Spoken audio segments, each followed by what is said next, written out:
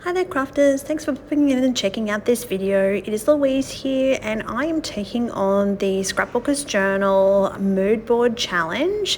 So as you can see, I have grabbed a whole bunch of stuff from my stash and I have a photo which I think suits the mood board quite well. So it's actually a photo of my two boys.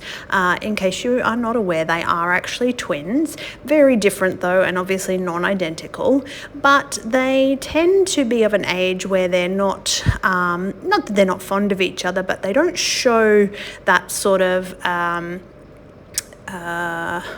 familiarity. And in this case, I happened to catch them. They were snuggled up on the couch together and actually just sitting down together nicely, and there was no fighting. And I thought, you know what, I've quickly got to snap a photo of this because it's a super important memory. And I think it's really cute because it gives you an idea of that sort of twin bond that they have, but they're still their own little people, and they're not in each other's pockets. They like to live their own lives, and that's an important memory for me.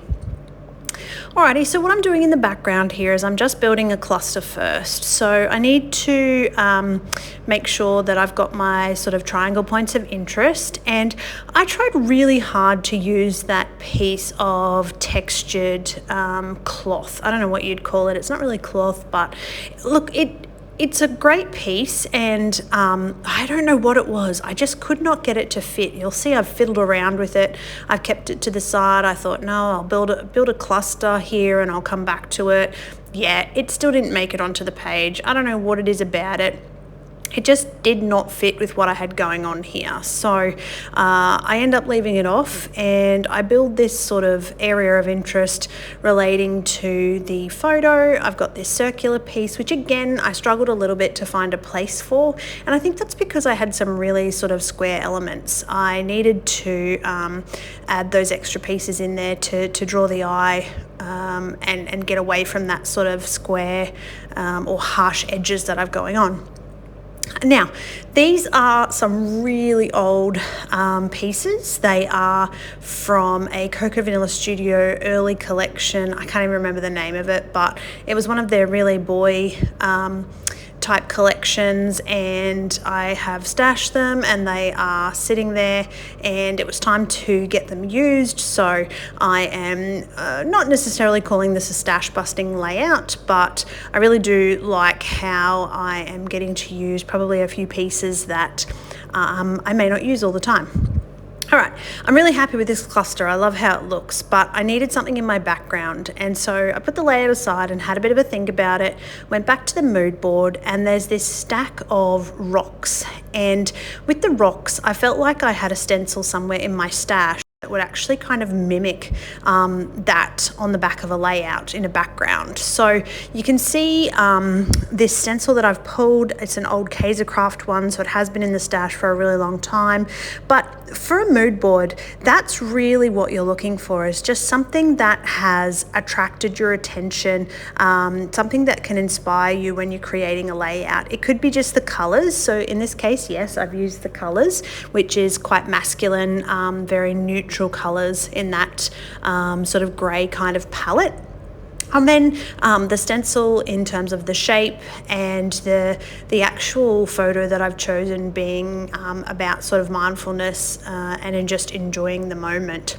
Now, I liked the background, but I needed something a little bit extra to it. And just off to the side of my desk, I'd had these Nuvo drops just sitting there, and I'd pulled them out for another layout and hadn't actually put them back into their little box where all this kind of stuff lives in the craft room. And I thought, oh, maybe it would be kind of cool to actually outline some of those.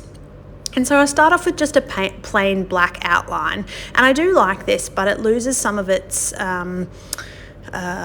intensity, and so I go in with a silver as well, and I want to just add a little bit of extra texture and a few extra elements that are going to pop behind that cluster.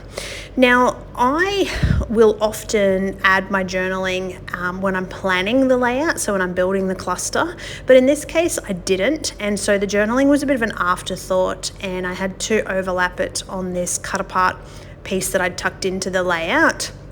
So that was a bit of an oversight, and I didn't enjoy this because it was not my favorite way to journal. At least it's journaled, and that's the main thing, so I'm not going to dwell on it too much.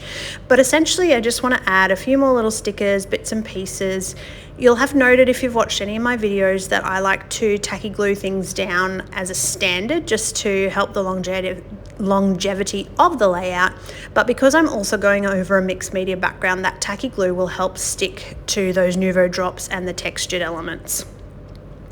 All right, in the final stages here, I'm only going to add a couple more bits and pieces. So these are, again, just busting some of the stash elements, these sticker sheets that I've had for a while that have been sitting there, popping a few little bits and pieces around on the page, nothing too technical, and that's my layout complete. Thank you for watching.